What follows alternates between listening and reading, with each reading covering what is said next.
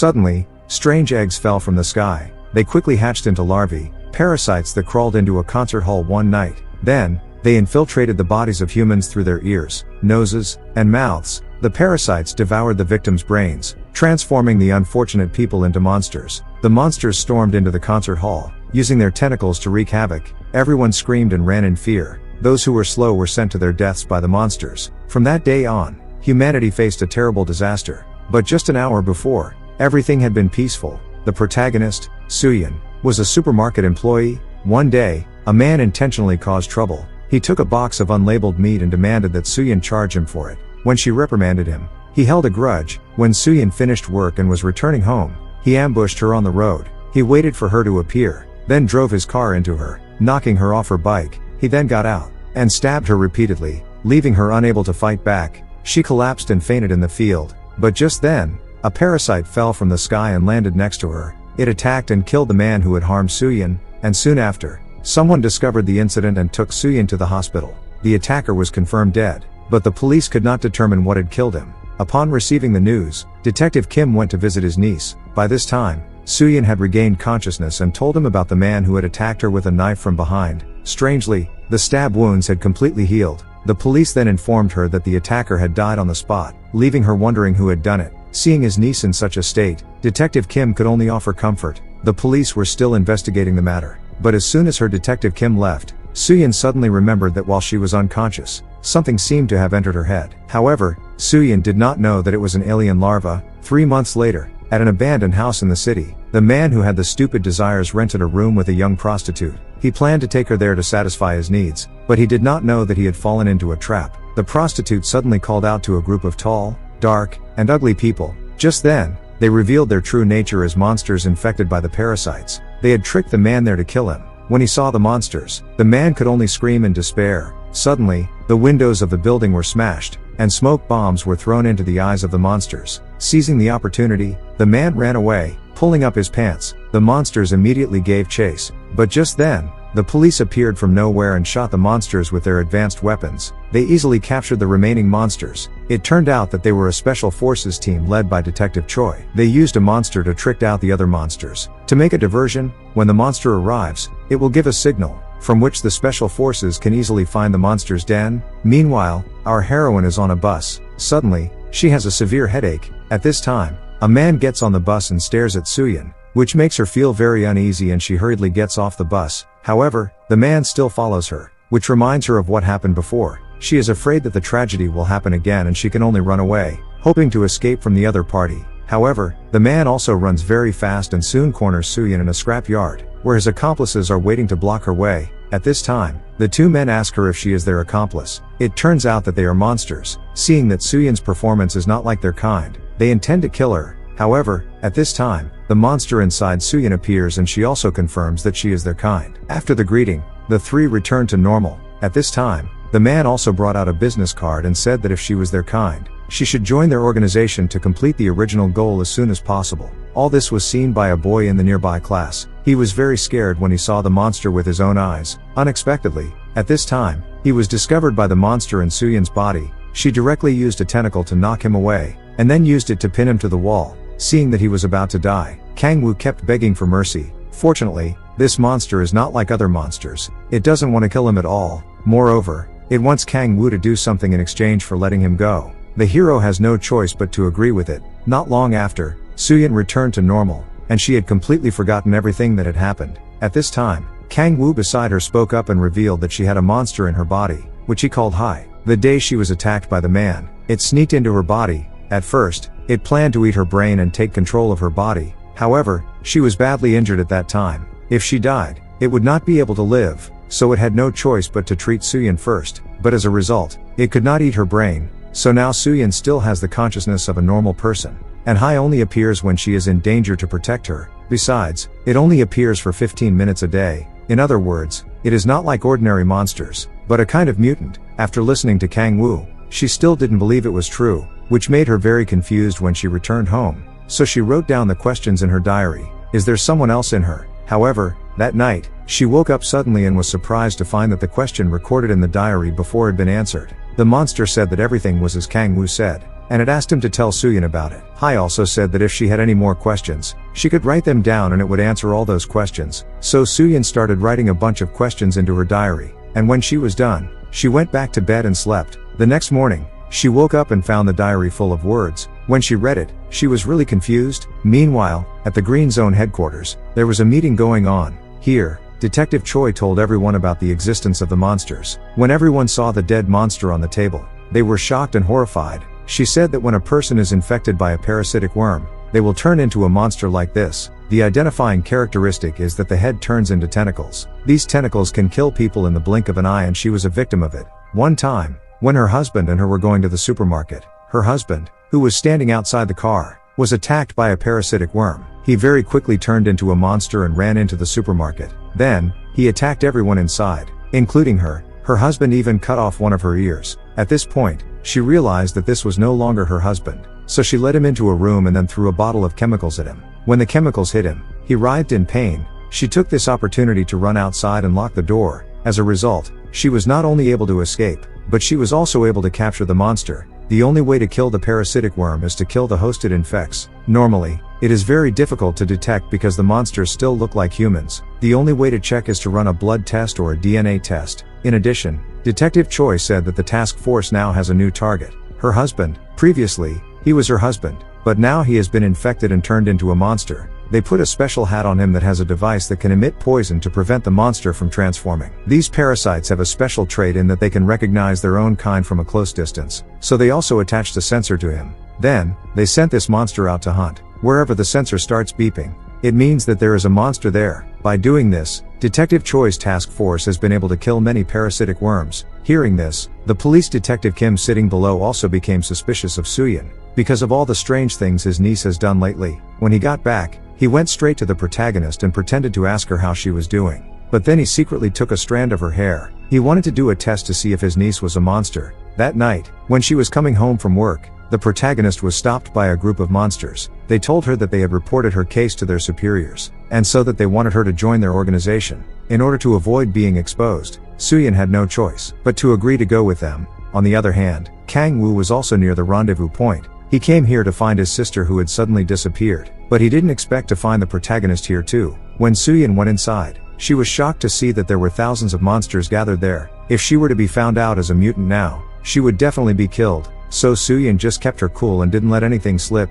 At this time, the leader announced that the police had captured one of their fellow type, and they use him as bait to capture others. So we must find a way to stop the police from doing that at all costs. Then the leader repeated the objective. When they land on Earth, they must enter the human body, then attack the brain and steal the body. So now he wants to gather all his fellow types, in order to form a strong organization to implement that goal faster. Outside at this moment, Kang Woo also broke into a warehouse. He was extremely surprised to see the corpses of people filled here. This warehouse is like the place where the monster's food is stored. Just at this moment he discovered a very familiar person, took a picture, and he saw that it was his sister. It turned out that she had disappeared because the monsters had harmed her and brought her here. At this moment Kang Woo could not suppress his emotions and burst into tears. Who would have thought that a monster would hear it? It transformed into its royal tentacles and went to inspect. Seeing that, Kang Woo immediately rushed out to attack it. The leader heard the noise and he told his monsters to attack. They turned pale to eliminate Kang Woo, while the male lead had managed to escape into the forest, just running out onto the main road and encountering a group of thugs, they intending to make some money from him. But just then the monsters arrived. In an instant the thugs were killed. Kang Woo also took the opportunity to run away. Who would have thought that just a short distance away, he bumped into the female lead. At this moment he also said that his younger brother was waiting nearby, so he had to get there quickly to have a chance to survive. So the two continued to run away. Very quickly, they reached the place of that younger brother. Without hesitation, the three of them got into the car and escaped. But at this moment a monster had been sent to chase after him. With its flying ability, it soon landed right on top of the car of the three, and then completely destroyed the car with the tentacle. In an urgent situation with no other choice, two only had to appear, and rushed out to fight the monster. After 3 rounds of matches, the opponent began to fight, knowing that he couldn't fight back, so he intended to run away, but two didn't let him achieve his goal, so she just got rid of him. At this moment he realized that two were enemies, but it was too late. On this side, the male lead's car had crashed into the side of the road, and in front of him was a ravine, and the car was gradually sliding down. Just when it fell, then two used his tentacles to save Kang Woo from the brink of death. and later passed out on the spot due to exhaustion. And at the Green Zone base, Detective Choi had faked out the files of the suspects who were parasitized by the larvae, and unexpectedly discovered Soo-Yin's file. After reading the information, she suspected that Soo-Yin was the monster. The next morning when she woke up, the female lead had already seen it in Kang Woo's house. At this moment he also told her the story last night, and told them to report it to the police, the base of the monster. So Soo-Yin told him to report to Detective Kim first. Then the two of them called Detective Kim to inform him, saying that the warehouse area on the outskirts is the lair of the monster. As soon as he received that news, his colleague asked the person who reported it. But Detective Kim had said that it was an anonymous call, so he didn't know who was on the other end. And then he went to inform Detective Choi about this. However, at this time, she was not interested in this matter, but only cared about whether Soo-Yin was a monster or not. So Detective Kim had no choice but to say that he examined that the female lead was completely normal. So Detective Choi ordered everyone to go to the warehouse. But until here, her husband did not send out any signals of the same kind. After waiting for a while, they ran out of patience, and Detective Kim gave the order for the army to advance. The result was that the warehouse was completely empty. Only the corpses were left neatly arranged, which proves that this is the dining room of the monsters. At this moment, Detective Kim found the keychain that he had given to his niece, and he quickly put it in his pocket. But this action was seen by Detective Choi, which made her suspicious of him hiding something. It turned out that the failure of this mission was because of Kwon. He was a human but colluded with the enemy. He was the one who sent the news for the monsters to escape from the warehouse. Kwon did so because the monsters promised to give him many benefits, which he could not get from being a police officer his whole life. Then the other party also gave Kwon a knife and sent him to eliminate the monster used by the police as bait. This knife could cause wounds that look like the tentacles of a monster, so Kwon's actions would go undetected. On the other side, Detective Kim also called his niece. He said he wanted to meet her to ask about something, but in reality, he wanted to confirm whether Soo-Yin was a monster or not. Unexpectedly, all his actions at this time were noticed by Detective Choi. It turned out that as soon as he left the police station, she followed him with some people. Not long after, Soo-Yin also arrived at the meeting point. This was an abandoned industrial zone, and Detective Kim was already waiting here. As soon as he saw his niece show up, he immediately got into the main topic. He showed her the keychain and asked if she visited the warehouse, which made Soo-Yin dumbfounded. She didn't know how to explain it to her uncle. Meanwhile, Detective Choi led her people here. As soon as he entered the gate of the industrial zone, the monster detection sensor screamed. She didn't hesitate, immediately took a Kwon and went inside alone. At this time, Soo-Yin also felt the presence of the same kind. Now there was not much time. She intended to escape, but she was held back by her uncle and forced to tell him what was going on. Seeing that, Kang Woo had no choice but to push Detective Kim down, then quickly pulled the female lead away to escape.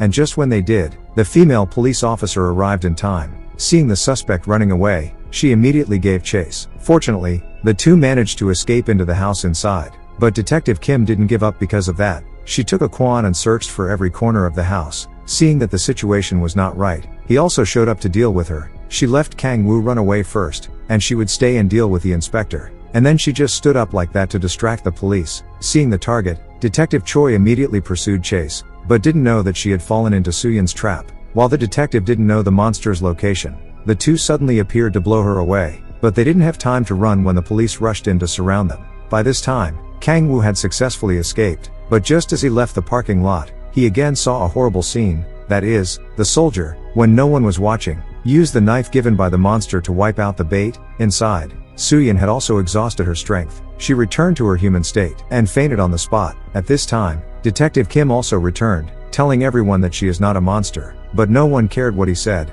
They just wanted to take the life of this monster. But the Detective Kim kept hugging his niece so that the police didn't dare to shoot. On the other side, Detective Choi saw that the beacon device was constantly calling, making her think that another monster had appeared. So she ran out to the car to have a look. As a result, she saw that the monster husband had been brutally killed. Though he was no longer human, she was still upset, so she was gonna make him pay no matter what. So, she grabbed the helmet and went right to Soo-Yin, putting it on her head and escorting her back to the police station. After the test, they found that Soo-Yin's body was totally fine. No parasite larvae or anything. But Detective Cho was sure she was a monster, cause she saw her transform with her own eyes. So she had to kill Soo-Yin no matter what. Detective Kim flipped out when he heard that, saying it was messed up, cause his niece was still normal. So the two of them argued like crazy, making their boss just tell them to bring Soo-Yin to them so they could study her and give them the real answer. Which made Detective Kim mad, cause he knew his niece would totally die if they sent her to his boss. On the other hand, Soo-Yin was still locked up and hadn't woken up yet. When she was out, she knew she was in trouble. so she cut off the thing from her mind for a bit and put herself in a coma. When they first woke up, they could see each other and both hoped that Suyin could just accept herself. That way, they could stick together in this crazy world. They decided to show Suyin her past. It was the day she turned her dad into the cops because he used to take his anger out on her. Detective Kim was the one in charge of her case and he ended up being the one who helped her out. But then, people started calling her a monster because she was the one who sent her own dad to jail. She couldn't understand why she was being seen as the bad guy when she was just trying to protect herself. After all this drama, Suyin's mom remarried and left her all alone. But the two friends promised that from now on, Suyin wouldn't be lonely because they'd always be there for her. Meanwhile, outside, the traitor warned the bad guy that Suyin would be transferred to the capital in just 2 hours. The monsters really tried to ambush and take her out. Detective Kim also found out who Kang Woo is, so he immediately went to arrest him. The male lead was just about to get on the bus to escape to another place, but as soon as he sat down, the older man caught him.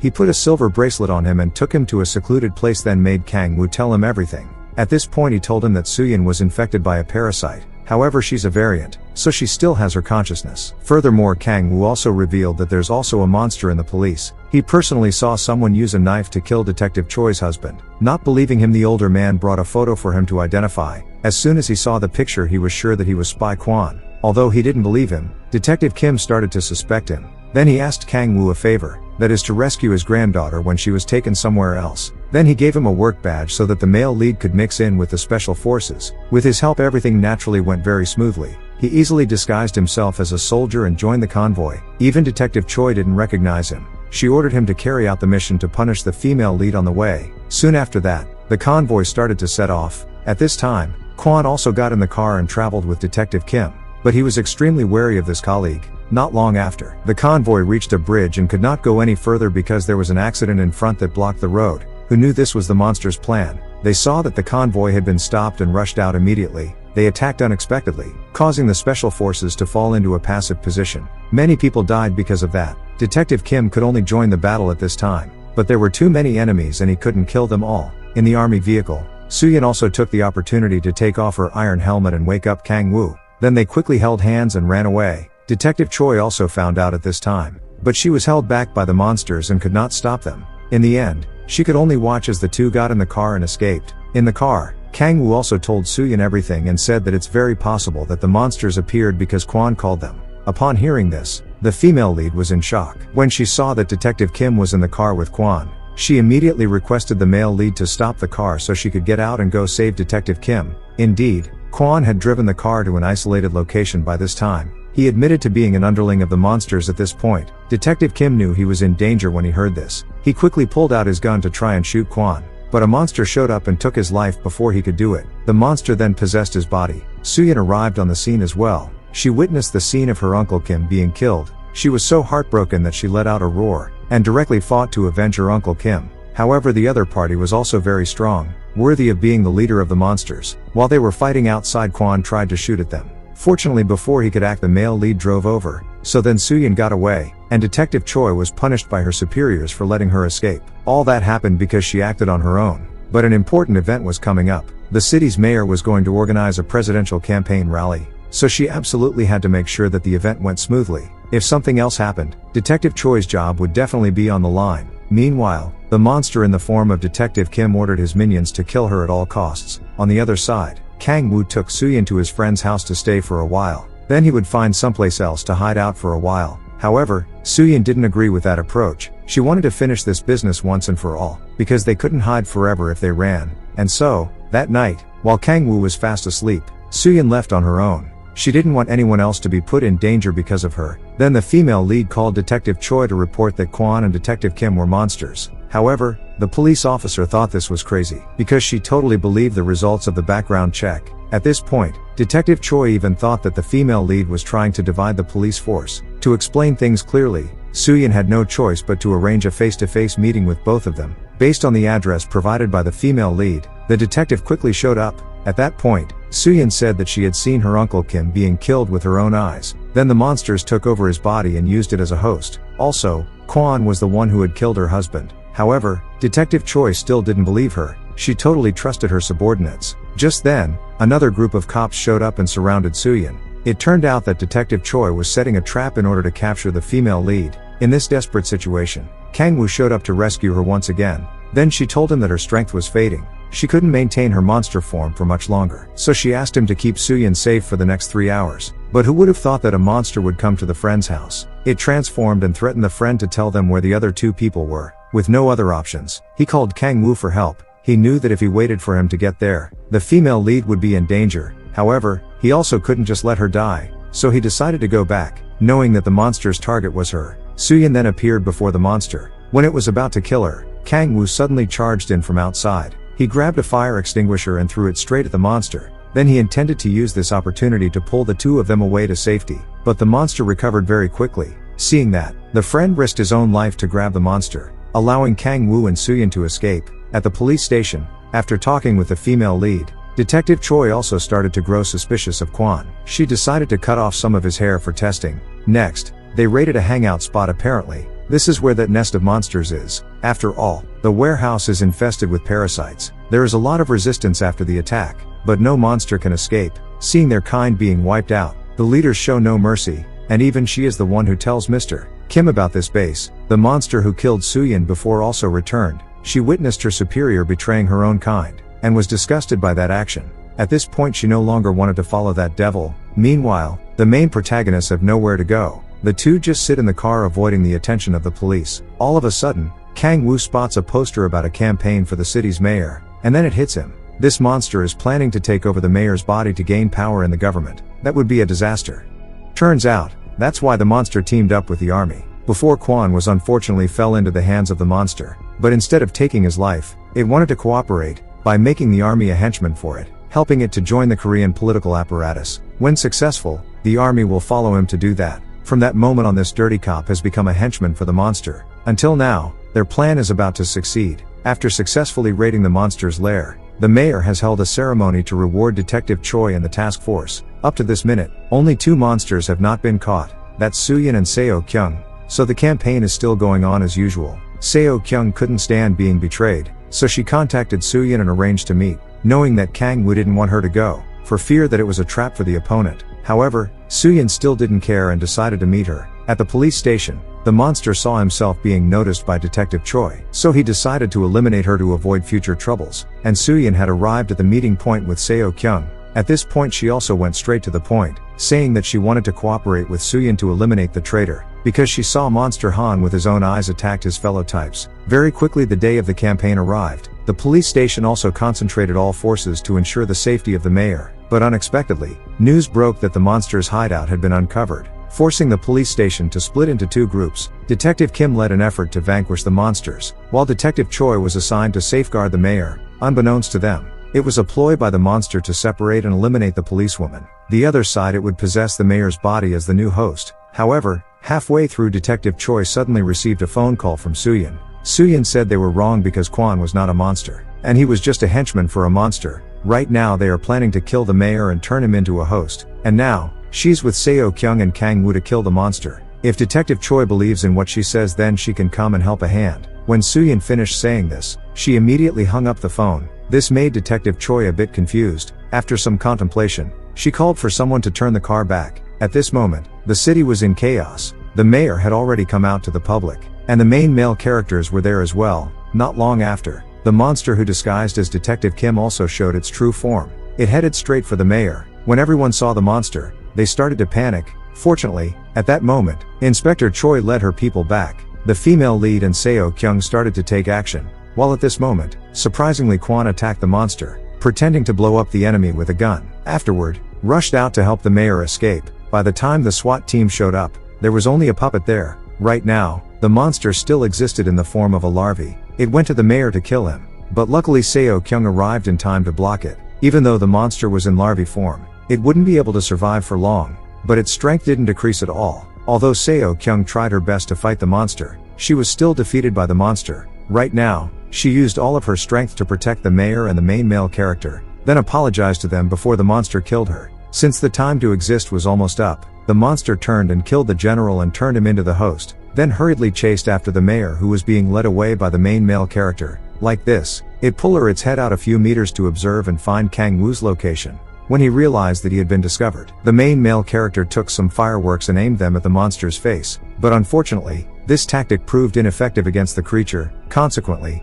The mayor remained captured by the monster. Fortunately, Suyin appeared just in time. She transformed into a monster to obstruct the creature and instructed the protagonist to escort the mayor to safety while she stayed behind to confront the monster. A fierce battle ensued, showcasing Suyin's superior strength as a mutant. Realizing he couldn't overpower her, the monster attempted to persuade her to join forces with him to rule the world together. However, to his surprise, Suyin adamantly declared that her sole intention was to seek revenge for her Uncle Kim and eliminate him. At that moment, Officer Choi also arrived at the scene. She holds the gun pointing at Suyin. Beside her, the monster keeps urging her to shoot, but unexpectedly the detective looks back. Through the mirror reflection, he sees that Kwan has been parasitized by the monster and that there was a larva behind her. On seeing this, Suyin crushed the larva to save the detective while at the same time shooting the monster, directly killing it. Later, the detective asked Suyin why she had saved her and received the answer that she knew she would make the right choice. At this point, Suyin could no longer go on and fainted. Very soon after, the special forces arrived, and instead of asking them to arrest Suyin, the detective told them that she was not a monster and that they should take her to the hospital. Finally, everything was over. Suyin fully recovered and returned to work at the grocery store. As Hai told her, from now on she would not be alone because in addition to Hai, she would always have Kang Woo. The movie is finished here. See you soon in the next one.